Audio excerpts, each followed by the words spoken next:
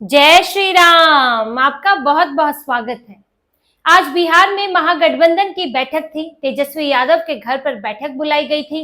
Agenda पिछली बार की तरह ही था, सीटों पर चर्चा, सीएम चेहरे पर चर्चा और वही दल पहुंचे हुए थे। लेकिन एक बदलाव था इस बार, और वो बदलाव था तेजस्वी यादव की कुर्सी के आसपास की कुर्सियां। पिछली बार की बैठकों में तेजस्वी यादव जिस नेता को अपने साथ बैठाए चलते थे, अपने करीब बैठाए चलते थे, आज वो नेता गायब थे। तेजस्वी यादव बैठक तो कर रहे थे, कांग्रेस भी थी, वाम दल भी थे, लेकिन वहां से मुकेश सहनी गायब थे। आज महागठबंधन की मीटिंग पहले जैसी नहीं थी।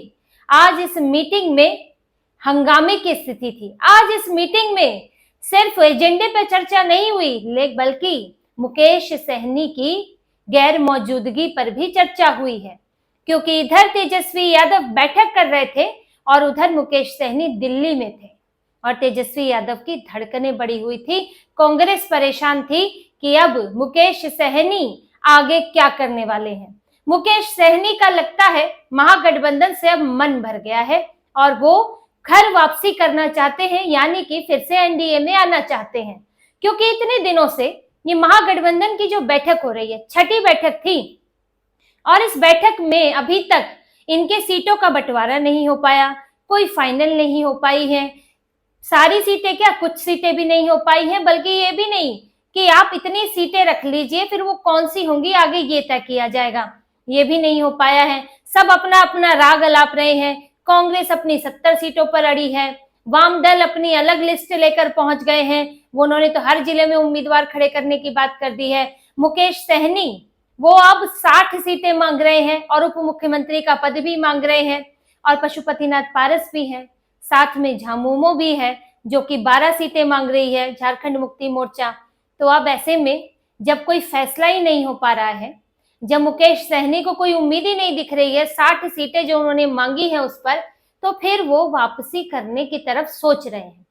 इसीलिए इतनी जल्दी, यानी कि वो तो नए नए हैं ना, इसमें कांग्रेस पुरानी है, अभी अभी आए हैं, इतनी जल्दी ही उनका मोह भंग हो गया और वो चले गए दिल्ली। और यहाँ पर उन्होंने भेजा अपने प्रदेश अध्यक्ष को, बैठक में भेजा, लेकिन हमेशा वो बैठक में खुद आया करते थे और तेजस्वी यादव के करीब बैठा करते थे। वो ऐसा नहीं था कि तेजस्वी यादव एक कोने में बैठे हैं और दूसरे कोने में मुकेश सहनी है, क्योंकि छोटा दल है तो वो तेजस्वी यादव के पास जगह नहीं है कि वहां बैठाएं उसको। लेकिन तेजस्वी यादव उन्हें साथ में बैठाते थे, क्योंकि वो भाजपा से एक तो आए थे, एनडीए से आए थे, दूसरा छोटे दलों की भी जरूरत है इस वक्त तेजस्वी यादव को, तो वो उन्हें रखा करते थे नजदीक। लेकिन अब खुद मुकेश सहनी ने तेजस्वी यादव से दूरी बना ली है और वो नाराजगी भी दिखा रहे हैं। जब मीटिंग के दिन आप दिल्ली में हैं, तो यानी कि नाराजगी भी दिखा रहे हैं कि भाई अब आपने हमको सीटें नहीं दी, या जो हम मांग रहे हैं वो नहीं दिया, तो फिर हम आपके साथ नहीं रहने वाले। ये साफ संकेत है मुकेश सहनी का, और ये संकेत तेजस्वी यादव को भी और कहीं ना कहीं एनडीए की तरफ भी, क्योंकि एनडीए तो दरवाजा खोलकर बैठी है कि भाई आप आ सकते हो, पिछली बार भी हमारे साथ थे, इस बार भी हमारे साथ आ सकते हो। इसीलिए उन्होंने दिल्ली में बैठकर संदेश दे दिया है कि एक तो तेजस्वी यादव को दे दिया कि मैं तुम्हारे साथ नहीं हूं, अगर इस तरह से चलेगा तो मैं साथ नहीं आने वाला, और दिल्ली में किसी और जगह नहीं गए। दिल्ली में जाने का मतलब है कि एनडीए के करीब मैं जा रहा हूं, तो ये मुकेश सहनी ने बता दिया है। देखिए, मुकेश सहनी को एनडीए में रहते हुए 11 सीटें मिली थी, 60 सीटें तो तब भी नहीं मिली थी और संभव भी नहीं है, ये बात मुकेश सहनी भी जानते हैं। 11 सीटों में से उन्होंने 4 सीटें जीती थी, लेकिन क्योंकि वो एक सत्ताधारी पार्टी का गठबंधन छोड़कर आए थे, मुकेश सहनी एनडीए जो सत्ता में है उसको छोड़कर आए थे, तो यानी कि वो कुछ और बेहतर की उम्मीद कर रहे हैं। राजद से उन्हें कोई बेहतर ही आश्वासन मिला होगा जिसके चलते उन्होंने एनडीए सत्ताधारी गठबंधन छोड़ा।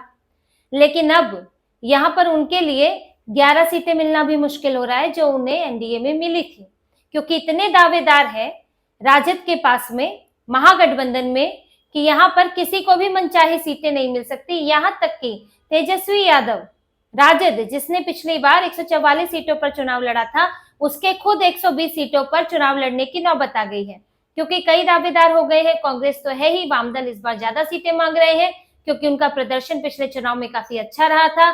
झारखंड मुक्ति मोर्चा भी शामिल हो गई है, पिछली बार वो नहीं थी, और इस बार पशुपतिनाथ पारस भी हैं, वो पिछली बार नहीं थे।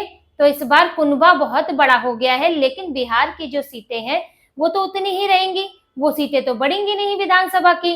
तो उतनी ही सीटों में इतने सारे दलों को कैसे मिलेगा? और मुकेश सहनी भी नए हैं, वो भी पिछली बार नहीं थे।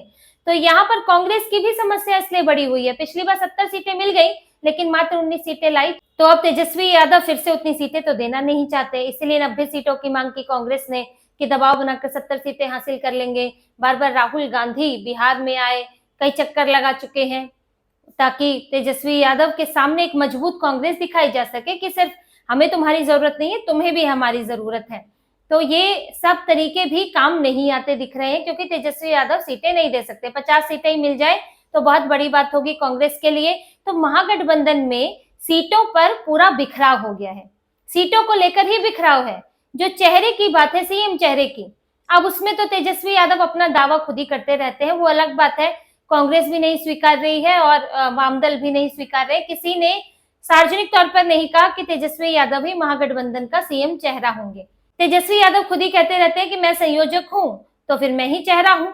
लेकिन यहाँ भी बात नहीं बन रही है, पर ये इतना बड़ा मसला है नहीं, बिना चेहरे के भी उतर सकते हैं चुनाव में। लेकिन सीटें तो बांटनी ही पड़ेगी। अंतिम तक आप सीटें बांटोगे ही नहीं, फाइनल नहीं करोगे, तो फिर चुनाव में दिक्कत तो आएगी ही।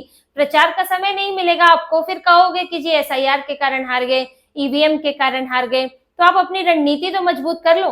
तो यही समस्या है। और इन्होंने इसके बाद जो प्रेस कॉन्फ्रेंस भी की, इस बैठक के बाद, जिसमें कांग्रेस भी और तेजस्वी यादव, वामदल ये सब थे, उस प्रेस कॉन्फ्रेंस में भी सीटों को लेकर कोई जानकारी नहीं दी गई कि हमारे बीच लगभग इतना फाइनल हो गया है, कुछ सीटें फाइनल हो गई हैं, या फला पार्टी को फला देने की बात तय हो गई है, कुछ नहीं। सिर्फ प्रचार की बात कि अगस्त में हमारी पार्टी फिर प्रचार करने उतरेगी, रैली करेगी, राहुल गांधी भी आएंगे, यही सब बताया। राजेश राम जो कांग्रेस के प्रदेश अध्यक्ष हैं, उन्होंने, तेजस्वी यादव ने भी लगभग यही जानकारी दी। तो प्रचार पर तय हो रहा है, लेकिन पार्टियां अपनी कौन सी सीटों पर जाके प्रचार करेंगी ये तय नहीं हो पा रहा है। और यही टाल मटोली के कारण मुकेश सहनी भी परेशान हो गए। अब उनको ये लग रहा है कि 11 सीटें भी नहीं मिली और समय रहते में एनडीए में नहीं गया, तो फिर बड़ी मुश्किल हो जाएगी। आप, अब एक समय होता है ना कि आप पार्टी चेंज करेंगे। ऐसा भी नहीं है कि जब एनडीए अपनी सीटों का बंटवारा कर ले तब आप जा रहे हो कि नहीं भाई हमें भी ले लो, तब तो नहीं हो सकता। तो इसीलिए पहले ही फैसला लेना जरूरी है, और ये फैसला अब मुकेश सहनी लेने का सोच रहे हैं, क्योंकि अभी तक उन्होंने ऐसा एक्सट्रीम कदम नहीं उठाया था। तेजस्वी यादव की बैठकों से वो गायब नहीं हुए थे। कोई रोज रोज की बैठक थोड़ी है, महीने में 1 बार 2 बार बैठक हो रही है।